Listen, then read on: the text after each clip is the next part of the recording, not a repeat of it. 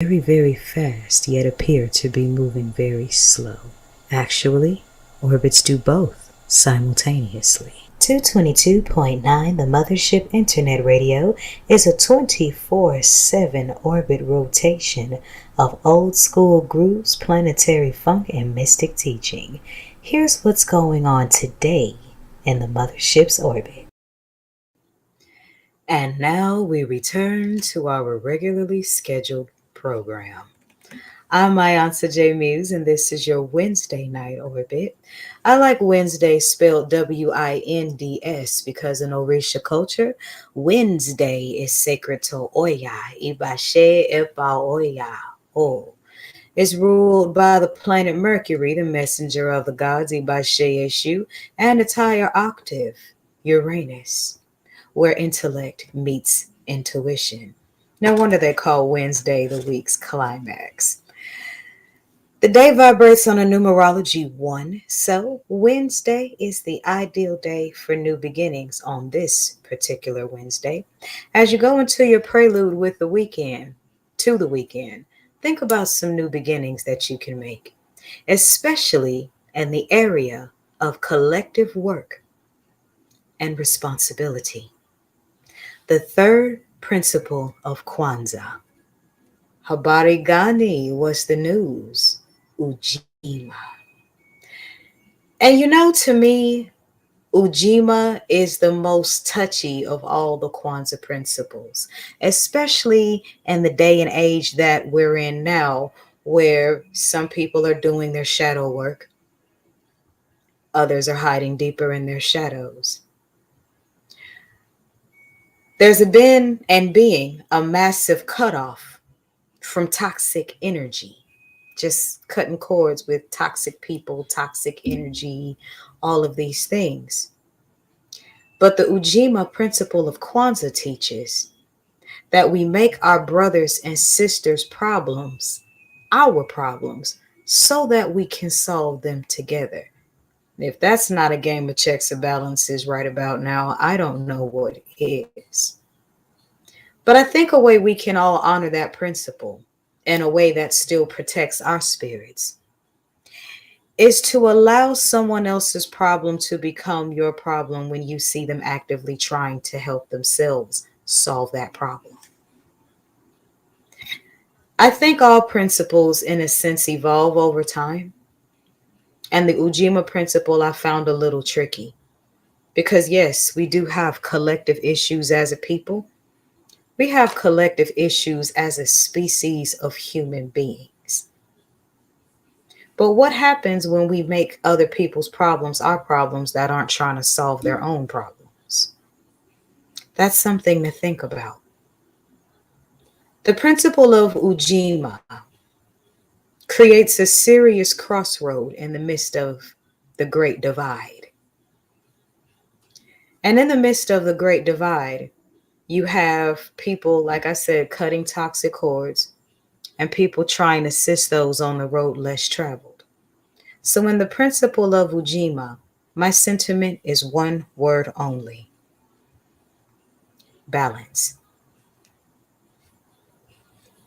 Anywho, this is the second Wednesday of Capricorn season. The Wednesdays are really getting the wins, aren't they?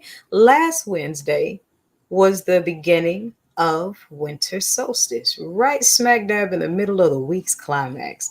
This Wednesday is the second Wednesday of Capricorn season. We're still in Capricorn's first decan. And those of you that don't know what that means, sorry to be the one to break it to a lot of you, but if you were born between the 22nd and the 1st, you're the only one that is 100% that sign. That science applies in all 12 zodiac houses. So we got until Sunday before we go into the second decan of Capricorn. It's the 7th day of winter solstice. This is the day sacred to Oya. Capricorn is the cardinal earth sign of the zodiac houses, the one that ends one season and begins another. So shout out to House 10. Capricornians, stand up. The moon tonight is waxing in the zodiac house of Pisces.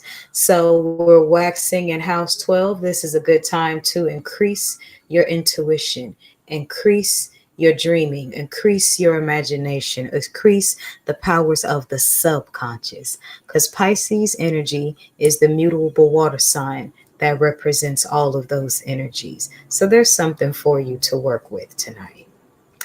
I also, of course, have a tarot draw for you, which is from my favorite tarot deck and my entire collection, the Mayan Oracle.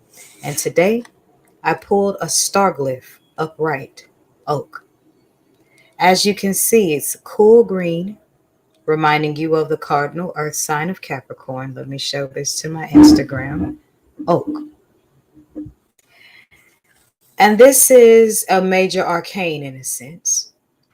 It represents breakthroughs, new beginnings, beginnings and endings as we come into the end of the calendar year, not the end of the actual year. Dealing with emotional issues, deals with mental issues, deals with encompassing past, present, and future in one whole ball of wax.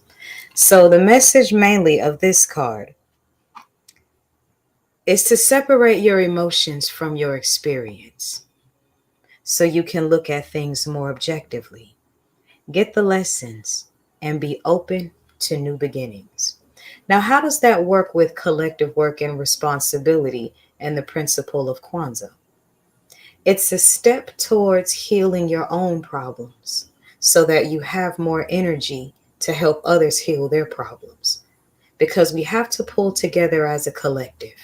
The only way that we can embody the principle of UJIMMA and solve our problems together is to first be sure we're all pulling in the right direction.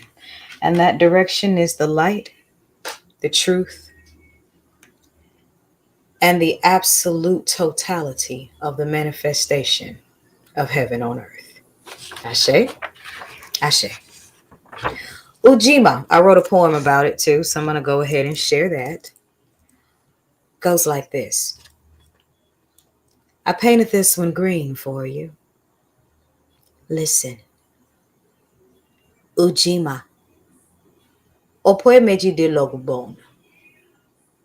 December 28.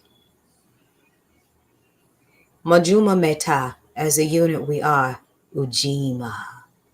You need me, I need ya. Individual imbalances become communal. Growth gains a collective opportunal. Ashe. Let's work on that today and every way. With words we say, with egos at bay, collective work in which love pays. Let's let our green like the trees cast the proper shade. Paid in heart vibes as currency. Light this candle with urgency. Ujima. You need me and I need ya. We are our own responsibility. Big boxer and panty time. Look to your left, look to your right, and whisper, you're mine. Mojuma Meta. Feel the crossroad vibe? 3. Listen with your heart and mind. Can you hear your sister's cries? See need in your brother's eyes? Or are they not your problem? Just a mirror you despise. Are you a lion or a scaredy cat in fear to let another shine? Ujima. You need me and I need ya. A chain is as strong as its weakest link, but chains are for slaves, so let's let our brains vibe in new waves and sync and free our crowns together down to the golden rooted kink. And if we don't, who will? Think, my people, think.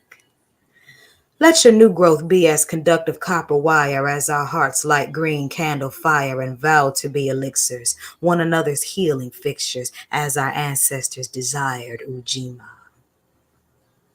You need me and I need ya. Together we birth a new day. Responsibility is love. Let's work on that today. Thank you for joining me for this podcast. Orbit. Next week's podcast features none other than sea goat activist Secunda Joseph, as she talks about life as a sea goat woman and an activist in the community. I'm Mayantha J. Muse. Thanks for watching The Orbit. And beam up to the mothership. We got 40 more minutes of love before we go into sacral chakra healing meditation. Night, night.